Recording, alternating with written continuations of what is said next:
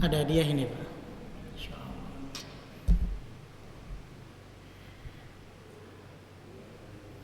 Bagi yang hafal hadis 25.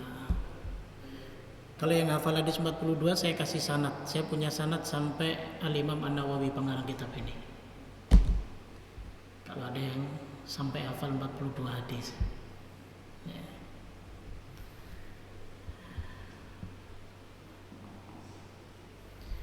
Baik, bismillah. Assalamualaikum warahmatullahi wabarakatuh. Innal hamdalillah nahmaduhu wa nasta'inuhu wa nastaghfiruh wa na'udzu bihi min shururi anfusina wa sayyiati a'malina. May yahdihillahu fala mudilla lahu wa may yudlil fala hadiya lahu. Wa asyhadu an la ilaha illallah wahdahu la syarika lah wa asyhadu anna Muhammadan abduhu wa rasuluh. Allahumma salli wa sallim wa barik ala habibina wa nabiyyina Muhammadin sallallahu alaihi wasallam wa ala alihi wa ashabihi wa man tabi'ahum bi ihsanin ila yaumiddin. Allahumma la sahla illa ma ja'altahu sahla wa anta taj'alul hazna idza syi'ta sahla.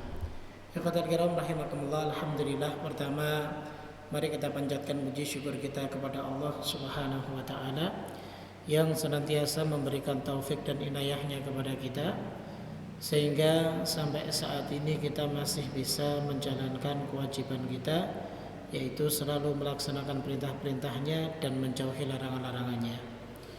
Kemudian salawat dan salam tak lupa kita junjungkan kepada Nabi kita Muhammad sallallahu alaihi wasallam beserta para sahabat beliau dan orang-orang yang istiqomah menjalankan sunnah beliau. Jamaah rahimakumullah, kita masuk ke hadis yang ke-26. Kita masih membahas hadis Arba'in An-Nawawiyah karya Al-Imam An-Nawawi rahimahullah ta'ala. Dalam hadis ini insyaallah kita akan bahas temanya tentang setiap persendian itu wajib dipersedekahkan. Kita bacakan dulu hadisnya. Hadis riwayat Imam Bukhari dan Muslim. Dari sahabat Abu Hurairah radhiyallahu taala anhu, ia berkata bahwa Rasulullah sallallahu alaihi wasallam bersabda, kullu sulama minan nasi alaihi sadaqatun. Setiap persendian manusia itu wajib baginya untuk disedekahkan. Kulla yaumin tatlu'u fihi syams, dan setiap harinya mulai matahari itu terbit. Ta'dilu bainal itsnaini sadaqatun, memisahkan atau menyelesaikan perkara antara dua orang yang berselisih itu sedekah.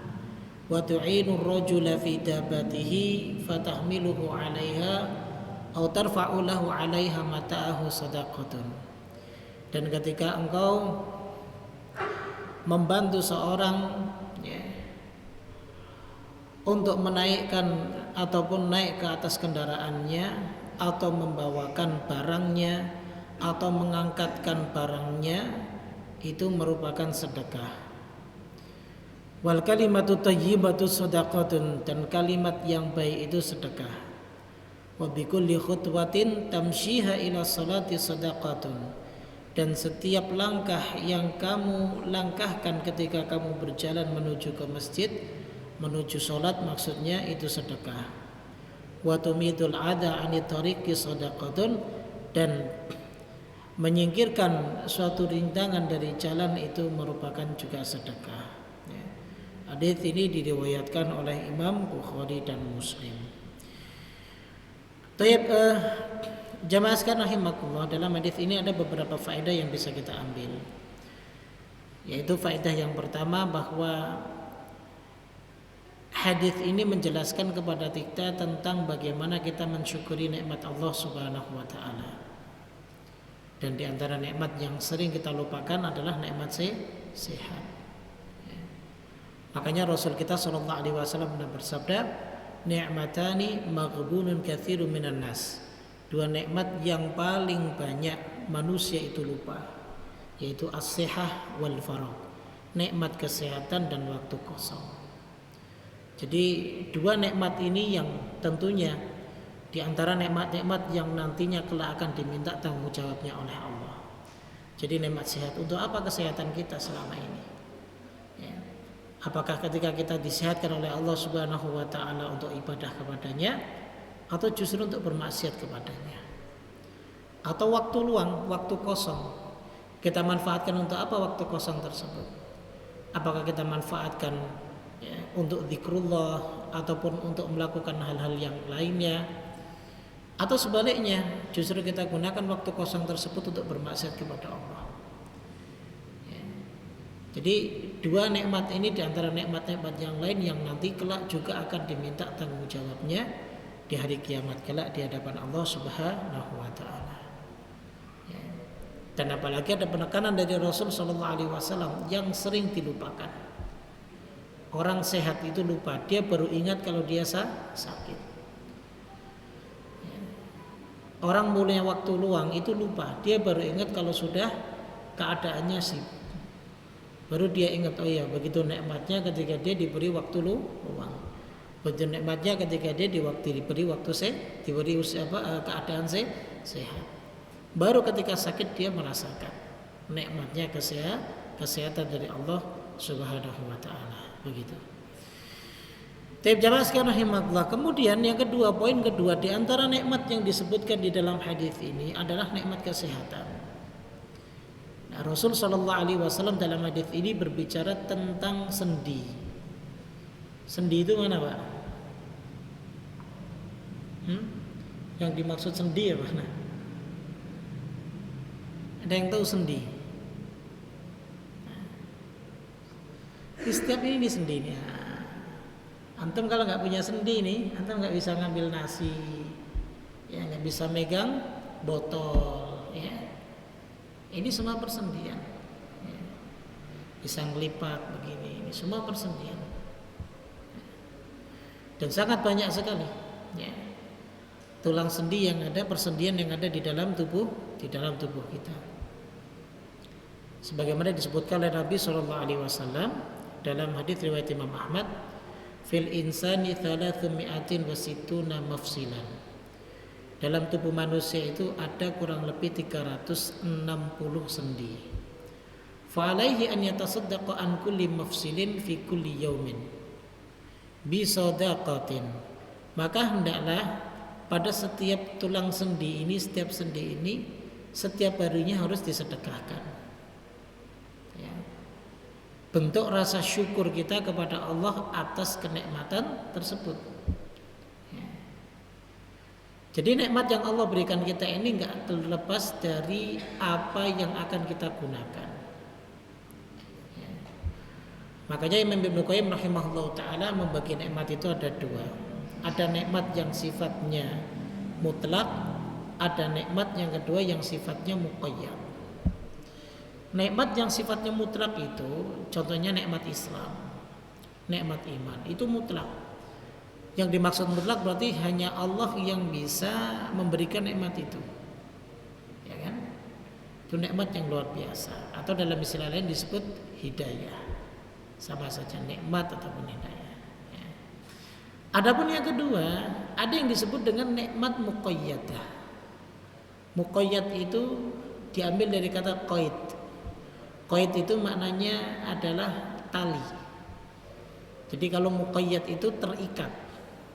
Dia disebut nikmat berarti terikat. Terikat dengan apa? Terikat dengan fungsinya.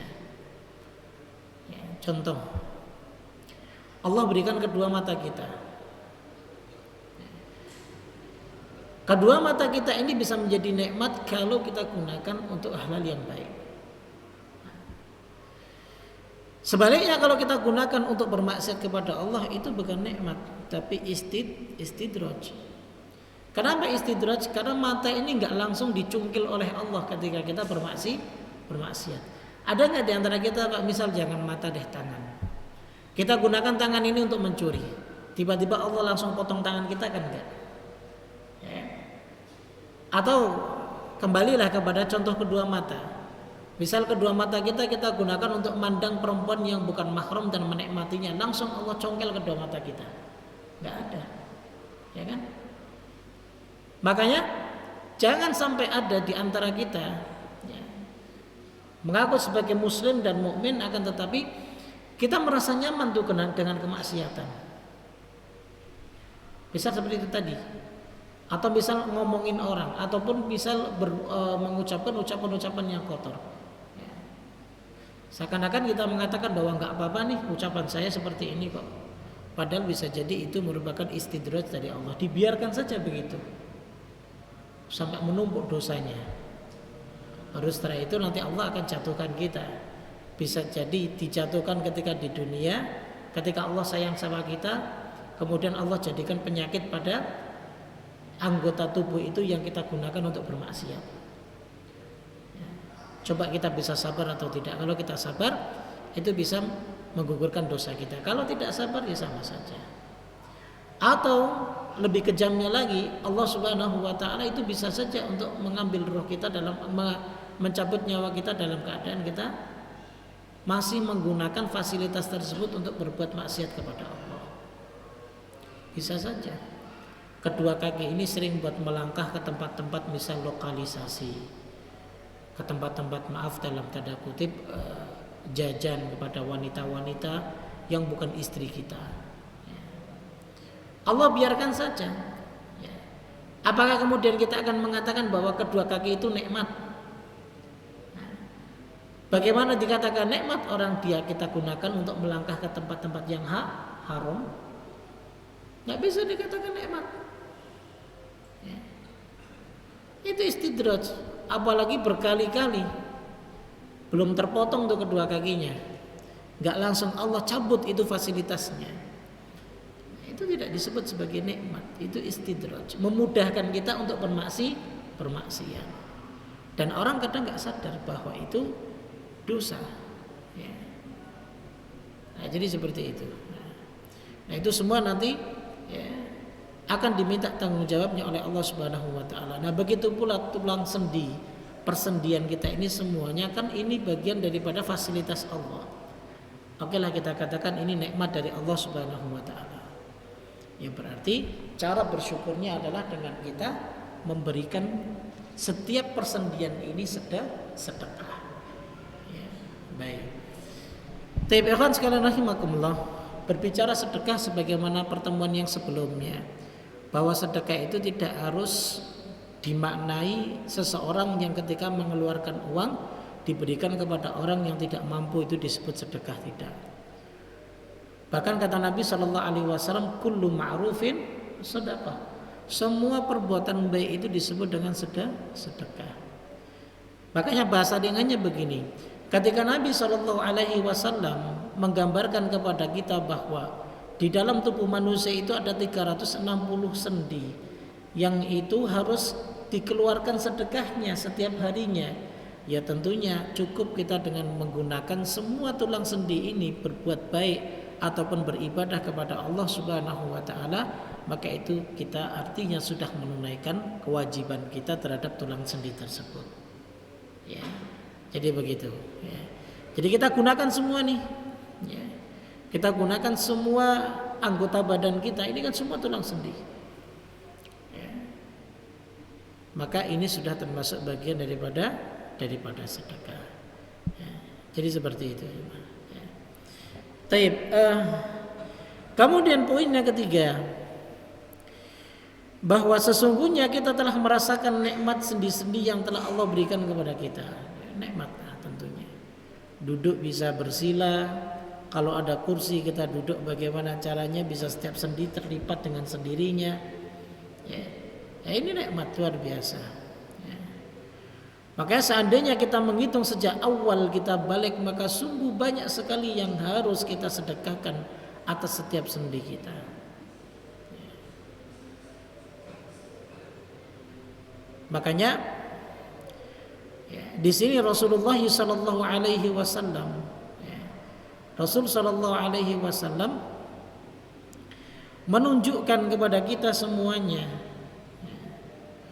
bahwa kewajiban bagi kita sebagai hamba Allah Subhanahu wa taala yang diciptakan oleh Allah Subhanahu wa taala dalam bentuk yang paling sempurna di antara makhluk yang lain. Kalau di dalam surat At-Tin, fi ahsani taqwim, dalam bentuk yang paling baik. Itu sudah Allah sifat di dalam surat At-Tin itu. Kalau dalam surat Al-Infitar apa? Fasawwaka fa'adala, yang menciptakan kamu dan menyempurnakanmu serta menjadikan susunan tubuhmu itu seimbang. Kedua mata diletakkan seimbang, nggak ada mata yang diletakkan di atas satu kemudian di lutut satu. Alhamdulillah tempurung otak kita ada di atas, bukan di lutut. Coba bayangin kalau di lutut, Pak. Kita kesandung jatuh sedikit gegar otak kan gitu. Alhamdulillah ya. Tempat pembuangan kita ada di bawah ya, dan tidak paling bawah sekali. Kan ngeri kalau paling bawah sekali, Pak. Ataupun diletakkan di atas kan lebih bahaya lagi. Ya. Jadi manusia itu khalaqaka fasawwaka fa'adalak, diciptakan oleh Allah Subhanahu wa taala dalam bentuk yang sempurna dan menjadikan susunan tubuh ini seimbang. Ya. Jadi seperti itu. Makanya Allah ingatkan itu kepada kita. Qul huwallazi ansha'akum wa ja'ala lakumus sam'a wal absara wal af'idah. Kenapa qalilan ma tashkurun? Sangat sedikit sekali di antara kalian yang bersyukur kepada Allah Subhanahu wa taala. Ya. Kemudian juga Allah mengingatkan kita lagi dalam surat Al-Balad. Alam naj'al lahu 'ainain wa lisanan wa syafatain. Bukankah kami telah memberikan kepada kalian 2 buah mata, lidah dan 2 buah bibir. Orang punya 2 bibir tapi enggak punya lidah. Bagaimana dia bisa mengucapkan sesuatu dari dalam mulutnya? Orang punya lidah tapi enggak punya 2 bibir. Bagaimana dia akan mengucapkan sesuatu dengan sempurna? Beginilah ciptaan Allah Subhanahu wa taala. Maka ini nikmat yang sangat besar sekali yang Allah Subhanahu wa taala berikan kepada kita. Ya. Sangat besar, ya. Ya, makanya beliau menyindir kita dengan nikmat kesehatan. Ya. Nikmat sehat. Diberi semua tulang persendian kita ini bisa berfungsi dengan baik. Ya. Bersyukur atas nikmat itu. Nah, terkadang manusia itu masih suka mengeluh. Sukanya mengeluh. Padahal kaedah kepuasan dalam urusan dunia itu, kaedah kepuasannya, atau beginilah bahasa standar kita untuk wajib bersyukur, bahasanya gitu. Itu disebutkan dalam hadits yang diriwayatkan oleh Imam Ibnu Majah. Man asbaha minkum mu'afan fi jasadihi. Barang siapa yang di pagi harinya di antara kalian tubuhnya disehatkan. Aminan fi sirbihi, merasa aman di rumahnya. Ya kan? Rumahnya terkunci, enggak ada orang masuk, atau sekarang musim hujan kita enggak kehujanan. Ketika musim panas kita enggak kepanasan, kan aman kita di rumah kita. Sudah nyaman tuh, paginya disehatkan Allah. Kemudian kita sudah merasa aman. Indahu qutu yaumihi, pada hari itu kita masih bisa makan. Meskipun mungkin makan hanya 2 kali. Atau syukur-syukur bisa lebih dari 2 kali, misal 3 kali. Maka apa kata Nabi? Faka'annama hizat lahu dunya. Maka seakan-akan telah dikumpulkan untuknya dunia beserta isinya.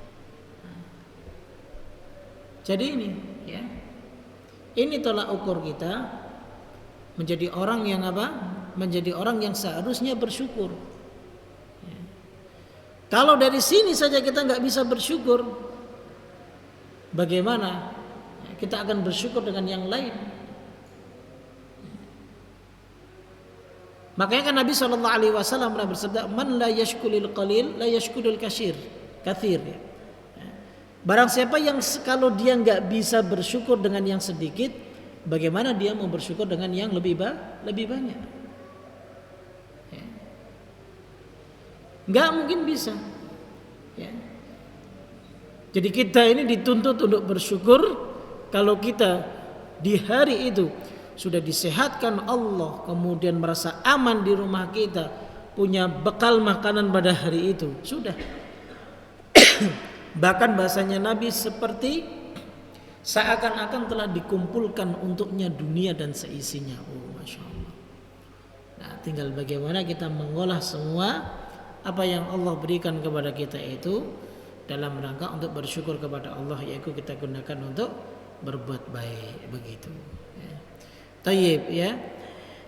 Ikhwan sekalian rahimakumullah. Kemudian di dalam hadis ini di mana Rasul Shallallahu Alaihi Wasallam menyebutkan beberapa amalan-amalan yang di mana amalan-amalan itu beliau anggap sebagai bentuk daripada sedekah. Karena sebelumnya Rasul Shallallahu Alaihi Wasallam menyebutkan setiap persendian manusia itu diwajibkan untuk bersedekah setiap harinya. Seseorang kan berat, saya mau bersedekah untuk sendi tangan saya 1, 2, 3. Seakan-akan kan berat. Kalau kita maknai sedekah itu mengeluarkan harta. Apalagi 360 sendi. Setiap sendi harus kita sedekahkan. Misal kita niatkan sedekah setiap sendi itu 10.000, maka setiap hari itu 360.000 kita harus mengeluarkan. Kalau makna sedekah itu adalah mengeluarkan harta dan diberikan kepada orang yang lebih berhak ataupun orang-orang miskin. Sehingga dalam hadis ini Nabi Shallallahu Alaihi Wasallam menjelaskan kepada kita, tidak hanya sedekah itu adalah mengeluarkan harta dan harta itu diberikan kepada orang miskin. Ta'dilu bainal itsnain shadaqah. Kalau engkau bisa menengahi dua orang yang sedang berselisih, maka itu sedekah. Apalagi menjadi seorang hakim, itu Masya Allah, dia punya kesempatan besar, punya kesempatan besar untuk bersedekah, yaitu berbuat baik. Andaikan dia mau adil. Terkadang jamaah sekalian rahimakumullah, ya, ketika kita menengahi dua orang yang sedang bersengketa, andaikan kita tahu, kecuali kita nggak tahu, ya. Kalau nggak tahu, kita bagaimana caranya bisa mendamaikan saja biar nggak rusuh dan nggak ribut. Ya. Tapi andaikan kita tahu, ya, mana yang benar dan mana yang salah, atau siapa yang benar di antara mereka atau siapa yang salah di antara mereka, ya maka cara untuk mendamaikan mereka ya dengan memberikan haknya masing-masing. Bagi yang salah ya berikan haknya apa? Hukuman. Bagi yang benar ya berikan haknya apa? Pembelaan. Jangan ketika kita sudah tahu bahwa salah satu dari kedua orang ini telah melakukan kezaliman, lalu kemudian dengan alasan kan ada hadis ta'dilu bainal itsnain sedekah. Ketika kita menengahi keduanya, maka ini disebut dengan sedekah. Ya udah, yang penting akur, ini salah. Kalau yang penting akur, sedangkan kita tahu salah satu ada yang terzalimi, berarti kita seakan-akan telah membantu orang yang sedang menzalimi saudaranya tersebut. Nggak boleh. Ya, beratnya seperti itu. Makanya kalau bahasa kasarnya ginilah, ketika kita nggak diajak musyawarah, ketika kita nggak diminta untuk memecahkan permasalahan seseorang, ya tidak perlulah kita sok-sok masuk ke dalam masalah orang lain. Apalagi masalah rumah tangga. Waliyadzubillah. Tayyib, kasus yang sudah pernah terakhir kemarin ada datang kepada kita. Seseorang yang dia bukan siapa-siapanya. Ada suami istri yang dia bercerai. Suaminya itu agamanya Hindu dulunya. Kemudian dia mau masuk Islam. Ya, karena mau menikahi seorang muslimah. Masuk Islam nih suami. Namun keislaman dia ya bukan keislaman yang semangat belajar dan yang lain sebagainya, tidak. Nah, ketika rumah tangganya sudah berjalan begitu lama, anaknya sekarang yang paling besar usianya 14 tahun. Akhirnya keduanya cerai. Nah, ketika cerai ini suami nuntut anaknya agar ikut dia. Otomatis kalau anaknya ikut suami, nanti akan didoktrin dan dituntut untuk mengikuti agama suaminya, karena ini suami balik lagi ke agama sebelumnya. Jadi seperti itu. Nah, keinginan ibunya agar supaya ini anak bisa balik kepada ibunya, tanya kepada saya, Ustadz nih bagaimana status anaknya? Kalau dalam agama status anaknya, dia bebas untuk memilih siapa saja. Karena usianya sudah 14 tahun, kecuali usia dia masih di bawah 5 tahun. Kalau secara hukum pemerintahan juga tetap wajib ikut ibu, nggak boleh ikut bapak. Begitu juga dalam syariat di usia-usia 5 tahun ke bawah masih wajib ikut ibu. Kecuali nanti di usia 7 tahun, di mana dulu pernah ada di zaman Nabi SAW ada suami istri mantan mereka bersengketa. Ini anaknya ikut siapa? Ketika di usia 7 tahun anaknya suruh milih, mau milih siapa, ikut bapakmu atau ikut ibu? Yang bertanya ini menolak, ya nggak bisa Ustaz. Lo ente minta jawaban, saya jawab, nanti bilang ya nggak bisa. Saya tanya Anda siapanya? Saya bukan siapa-siapanya, saya tetangganya. Wah, apalagi Anda tetangganya, nggak punya hak. Ya, tapi saya kasihan, kasihan sama ibunya janda, ya. Atau kasihan sama anaknya. Ya. Ini urusan mereka, kecuali kalau Anda nih diminta oleh mereka suami istri itu untuk menengahi. Itu beda lagi. Kalau ini tidak, nggak bisa ikut campur. Apalagi ternyata sang suami ini lawyer.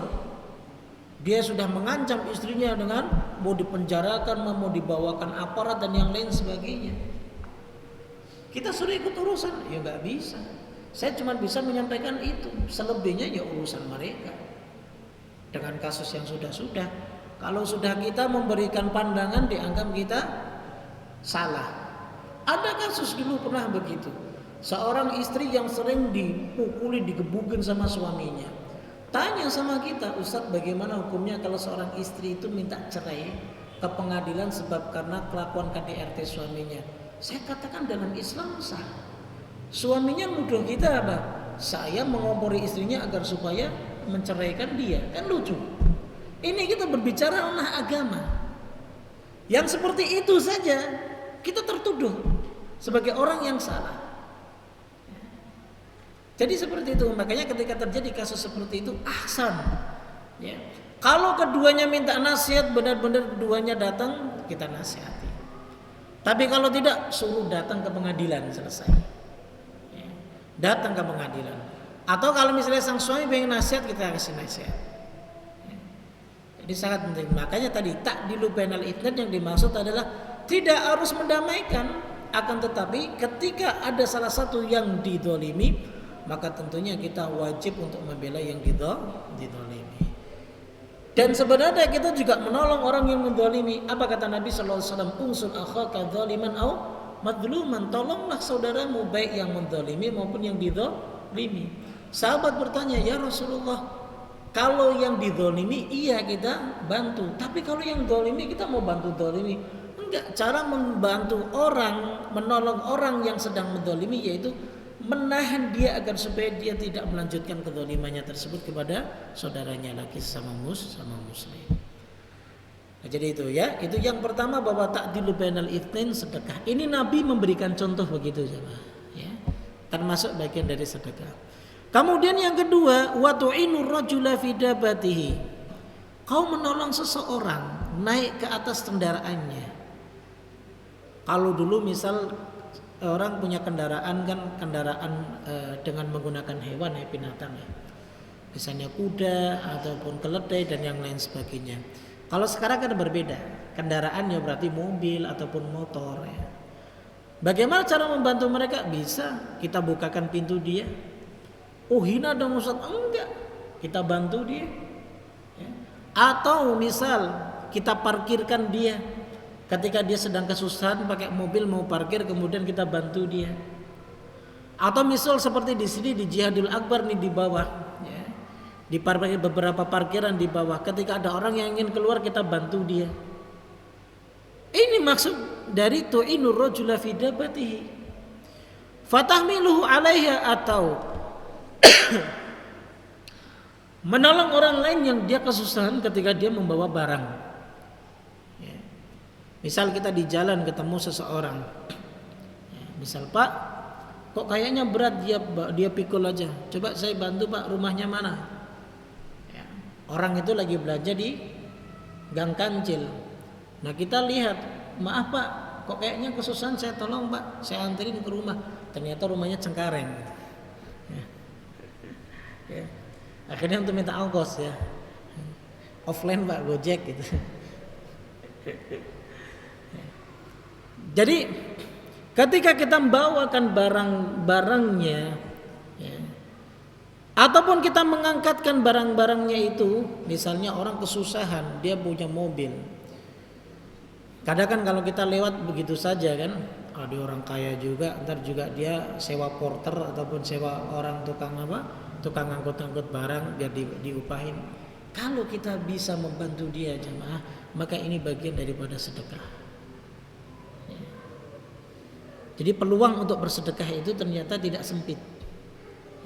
Peluang untuk bersedekah itu ternyata luas.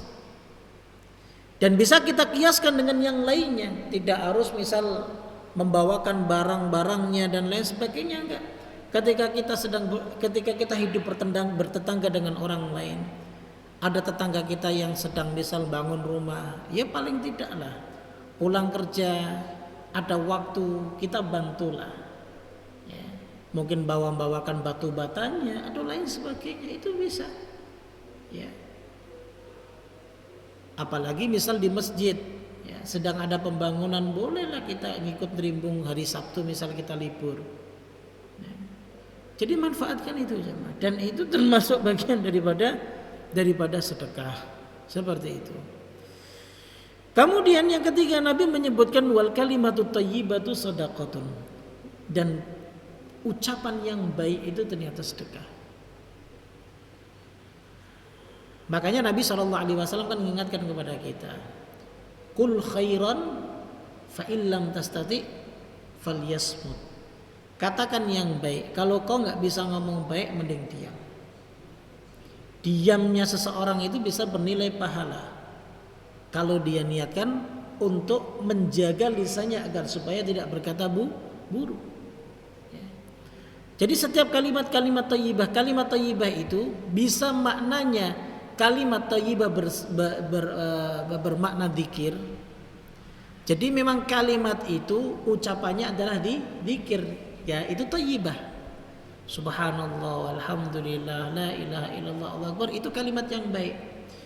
Ataupun ketika kita beramar ma'ruf nahi mungkar, itu juga kalimat baik yang kita ucapkan, yang kita sampaikan itu bisa menghalangi seseorang untuk berbuat kemungkaran, atau bisa mengajak seseorang untuk berbuat baik, atau nasihat, kalimat-kalimat nasihat, maka ini juga disebut dengan kalimat thayyibah seperti itu ya.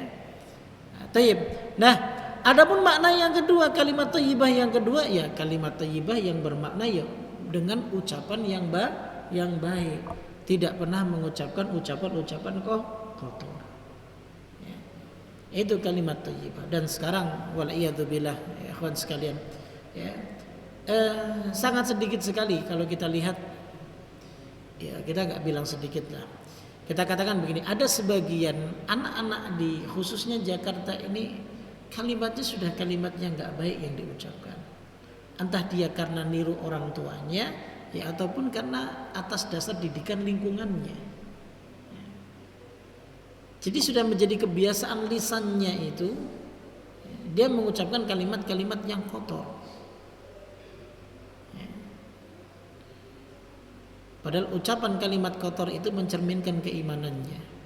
Semakin kotor ucapannya, berarti semakin kotor juga keimanannya. Begitu. Thayyib. Kemudian yang berikutnya, Nabi menyebutkan wa bikulli khutwatin tamshiha ila salati sadaqah. Setiap langkah ya, yang dilangkahkan ya, untuk menuju kepada sholat, maka ini semua disebut dengan sedekah. Artinya kalau kita melangkahkan kaki kita untuk menuju ke masjid, maka setiap langkah ini dianggap sedekah ya, bernilai sedekah di sisi Allah Subhanahu wa ta'ala. Makanya dulu karena saking para ulama mengamalkan hadis ini, maka mereka ketika melangkahkan kakinya ketika mereka hendak ke masjid itu langkah mereka lebih dipendekkan. Tujuannya apa? Agar supaya lebih banyak langkah tersebut. Dipendekkan sengaja. Kalau kita kan mungkin agak direnggangkan biar cepat nyampe. Kalau para ulama tidak. Agak justru malah dipendekkan langkahnya agar supaya apa? Semakin banyak langkahnya dan tentunya semakin besar juga nilai pahalanya di sisi Allah Subhanahu wa taala. Jadi begitulah Allah Subhanahu wa taala memperlakukan hamba-hambanya. Allah tidak pernah menuntut. Karena ini semua kembali kepada hamba-hambanya. In ahsantum ahsantum li anfusikum. Kau baik ya baik untuk dirimu. Man amila sholihan fali nafsi. Siapa yang berbuat baik beramal soleh maka untuk dirinya sendiri. Tapi begitu mudahnya Rasulullah Shallallahu Alaihi Wasallam memberikan petunjuk agar supaya setiap umat beliau itu mendapatkan derajat yang tertinggi di sisi Allah. Nilai sedekah kalau kita compare dengan hadis-hadis yang berbicara terkait dengan masalah sedekah, oh subhanallah, kita akan mendapatkan nilai pahala yang begitu besar. Ketika seseorang yang kita bantu, kan kita punya kita berprasangka baik kepada orang itu. Ketika kita membantu orang lain, kemudian orang tersebut merasa dia terbantukan dan dia bisa untuk membantu orang lain juga, maka kita pun akan mendapatkan pahala dari itu. Akan mendapatkan pahala dari itu. Contoh membawakan barang-barang belanjaannya, misalnya gitu. Terbantukan kan dengan itu sehingga orang itu ketika dia pulang belanjaannya kemudian dia olah. Ternyata olahannya tersebut menjadi masakan yang nantinya dia punya niat untuk disedekahkan di hari Jumat misalnya untuk orang-orang yang ba'da sholatil Jum'ah. Pahalanya besar. Kita yang tadi membawakan dapat pahala juga jamaah. Nah pertanyaannya Ustaz, nanti kalau misalnya ternyata itu makanan ternyata dia gunakan untuk acara-acara misal kebid'ahan dan lain sebagainya, berarti kita dapat dosanya? Enggak, kan kita berhusnudzon dia gunakan untuk kebaikan, dia gunakan untuk misalnya memberikan nafkah, memberikan makan kepada keluarganya, ya kan? Kalau dia gunakan untuk yang lainnya ya berarti kita tidak tertimpa dosa kecuali kita tahu. Nah, maka kita tidak perlu membantu dia begitu. Dan yang terakhir yang disebutkan Nabi wa tumitul ada anit thariq sedekah. Dan ketika kita nih menyingkirkan suatu ringkangan dari jalan itu termasuk bagian daripada sedekah. Menyingkirkan sesuatu dari jalan itu termasuk sedekah. Makanya Syekh Shalih Fauzan hafizahullah taala mengatakan ketika menyingkirkan sesuatu dari jalan yang mengganggu orang lain itu dianggap sedekah, dan bahkan itu bagian daripada syu'batul iman, cabang keimanan. Berarti kalau ada orang yang suka menghalangi orang lain melewati jalan tersebut, berarti ini tindak kekufuran, perbuatan dosa. Jadi begitu, sehingga saya selalu menghimbau kepada jamaah, apalagi kita hidup di Jakarta yang selalu sukanya nutup jalan. Ada acara apa? Acara keagamaan nutup jalan, nggak harus nutup jalan. Kita punya masjid ngapain? Andaikan pun dengan terpaksa menutup jalan, maka beri solusi. Antum sewa beberapa orang untuk memberi sebagai petunjuk jalan. Kasih di setiap sudut. Misalnya kalau suruh masuk ke dalam, antum kasih orang taruh. Nanti orang itu akan mengarahkan ini enggak. Dari sini aja Pak, masuk aja Pak, antar tembusnya sono. Orang enggak tahu. Itu zalim, Pak. Jangan anggap itu bukan zalim. Tapi udah dapat ini kok, dapat izin dari RT, hatta ente dapat izin dari RT. Tapi Anda berbuat zalim. Makanya kalau mau biar bernilai sedekah, ya maka kasih job orang-orang yang untuk mengarahkan jalan tersebut sampai acara Anda selesai. Ya. Itu kewajiban, jangan sampai tidak. Nah, jadi seperti itu. Nah, ini semua disebutkan oleh Rasulullah SAW. Tujuannya untuk apa? Intinya kembali kepada hadis yang maknanya umum, riwayat Imam Bukhari dan Muslim, kullu ma'rufin shadaqah. Semua kebaikan itu adalah sedekah. Sehingga begini jamaah sekalian rahimakumullah, memahami hadis ini seperti ini. Ketika kita membaca hadis ini kan seakan-akan berat. Setiap sendi itu harus dikeluarkan sedekahnya setiap hari. Bayangkan 360 sendi harus kita keluarkan nih sedekahnya. Kita berbuat baik saja dalam sehari belum tentu sebanyak 360 kali. Lah di sini Rasul Shallallahu Alaihi Wasallam kemudian menjelaskan ta'dilu bainal itsnain sedekah. Ketika engkau sedang mendamaikan dua orang itu sedekah. Wa tu'inu rajula fi dabati aw tahmilu alaihi aw tarfa'u alaiha dabata mata'ahu sedekah. Ketika kau membawakan atau lain sebagainya, ini bagian sedekah, ya kan? Kemudian juga kullu khutwatin tamshiha ila sholati sedekah, kau melangkahkan kakimu untuk menuju ke masjid sedekah, wa tumitul adha ani tariqi sedekah, dan kau menyingkirkan sesuatu yang menghalangi dari jalan sedekah. Nabi maksudnya begini, memudahkan kita semuanya, dan pastinya kita mampu untuk melakukan itu semua, itu untuk memenuhi semua tulang sendi kita yang jumlahnya 360 yang dituntut untuk disedekahkan. Jadi seperti itu, ya. Artinya ada kesempatan banyak. Jadi kita tidak, kok berat amat Islam ya. 360. Bagaimana caranya kita bersedekah? Berarti Anda belum paham makna sedekah. Berarti Anda baru paham makna sedekah itu dari satu sisi, yaitu apa? Mengeluarkan harta dan diberikan kepada orang yang berhak untuk mendapatkannya.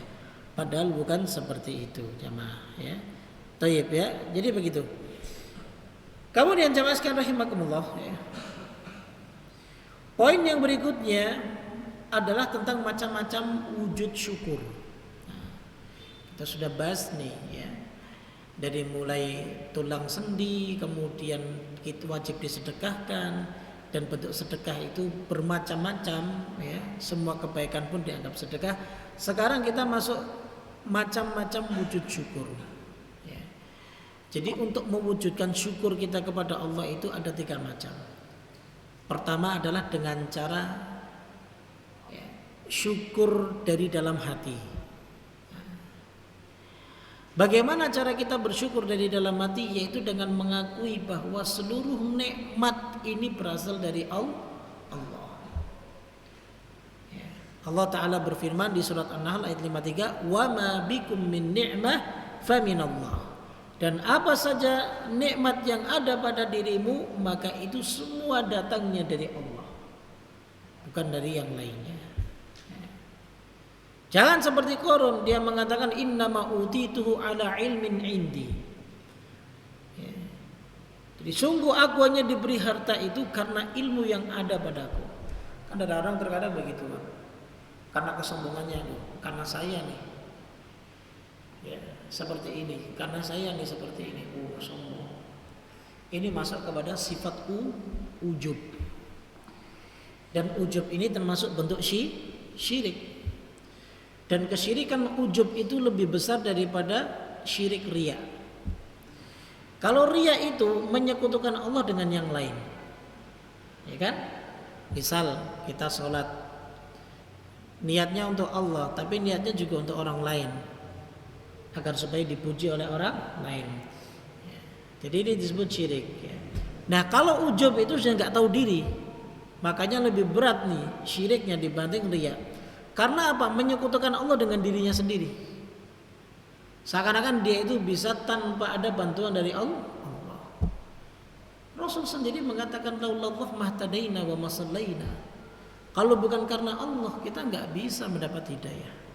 Kita nggak bisa sholat, kita nggak bisa puasa, kita nggak bisa beramal soleh. Tentunya semua karena Allah Subhanahu wa Ta'ala. Jadi itu pertama. Jadi mewujudkan syukur itu dengan hati, yaitu kita benar-benar mengakui bahwa seluruh nikmat itu datangnya dari Allah. Kemudian kedua, dengan lisan. Caranya apa? Perbanyak memuji Allah Subhanahu wa taala. Perbanyak memuji kepada Allah. Rasul sallallahu alaihi wasallam pernah bersabda dalam hadis riwayat Imam Muslim, "Inna Allah Ta'ala la yarda 'anil 'abdi." Sungguh Allah itu ridha terhadap hamba. An ya'kulal aklata fayahmadahu 'alaiha.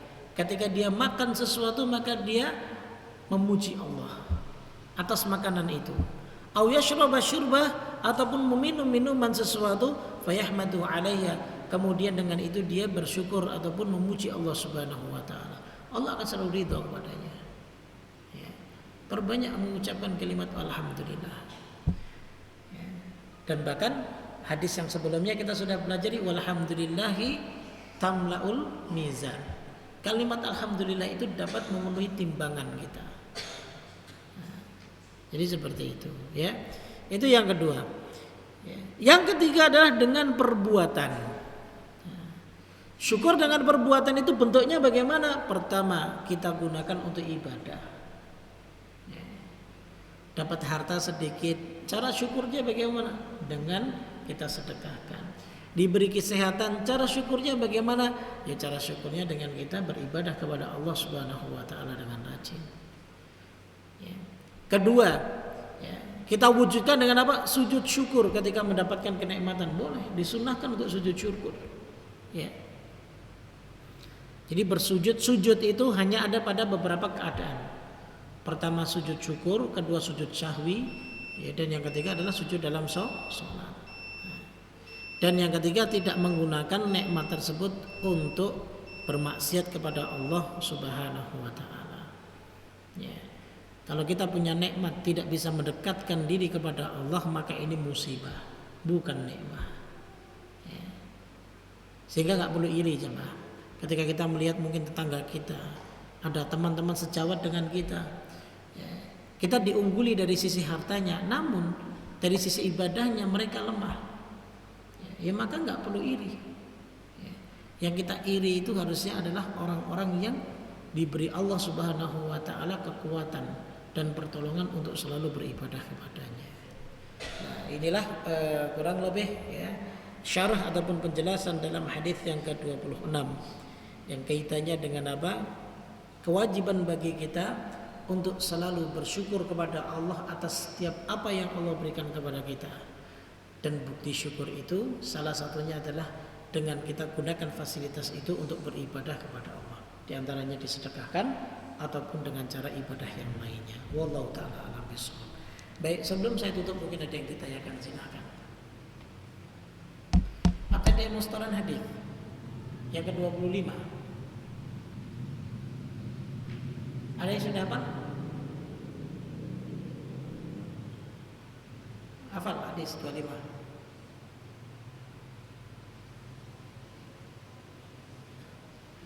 Kalau saya hafal berarti ini buat saya, Mas.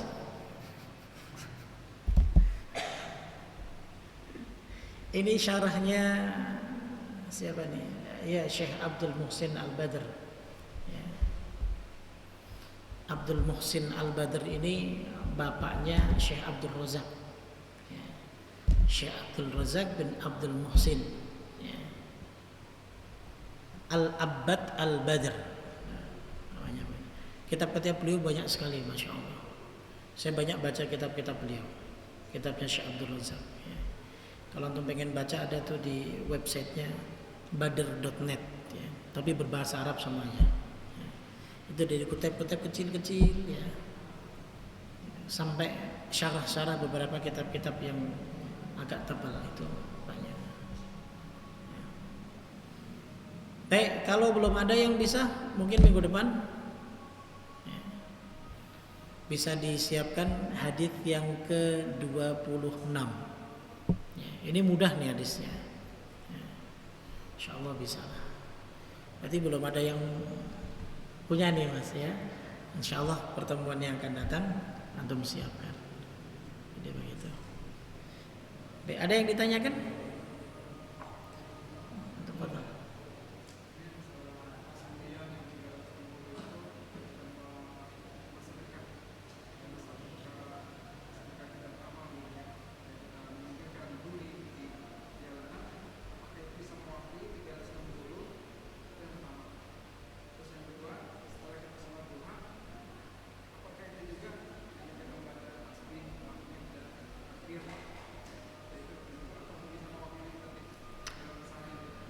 Taib. Nah, dengan kita mengamalkan satu amalan saja kan semua anggota tubuh kita bergerak. Itu sudah mewakili kita untuk menyedekahkan semua luas 360 persendian kita. Itu pertama. Kemudian yang kedua, apakah sholat duha bisa mewakili? Pertama, ada hadis khusus yang menunjukkan bahwa cukup mengerjakan sholat 2 rakaat di waktu duha itu bisa mewakili.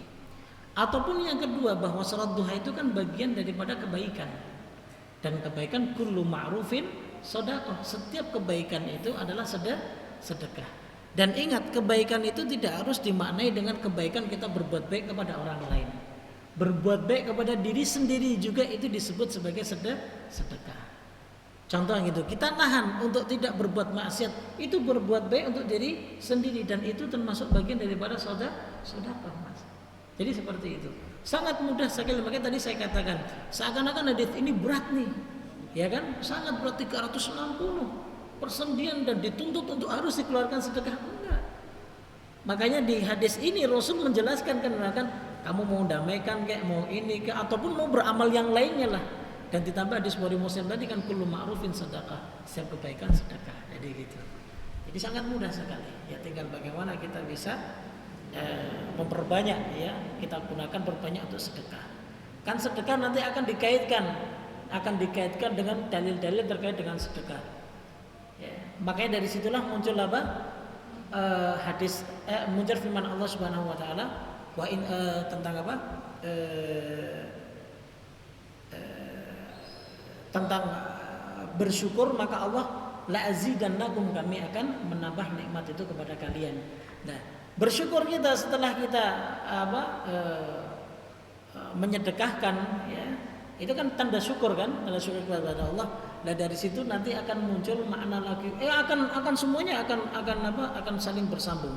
Akan muncul lagi nanti makna setiap salat 2 rakaat itu di situ Allah Subhanahu wa taala akan menjamin kehidupannya pada hari tersebut. Nah, itu sebab karena apa? Sebab karena dia bersyukur kepada Allah atas nikmat sehatnya, dia melakukan sholat. Itu tanda syukur dia kan. Dan dari situ la azidannakum, Allah akan tambah nikmat itu kepada orang tersebut.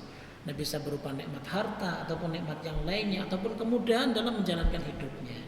Jadi seperti itu. Sebenarnya ini akan bersambung satu dengan yang lainnya, luar biasa. Ya nggak akan sempat kita ini membahas ini sebegitu luasnya. Ya, masya Allah.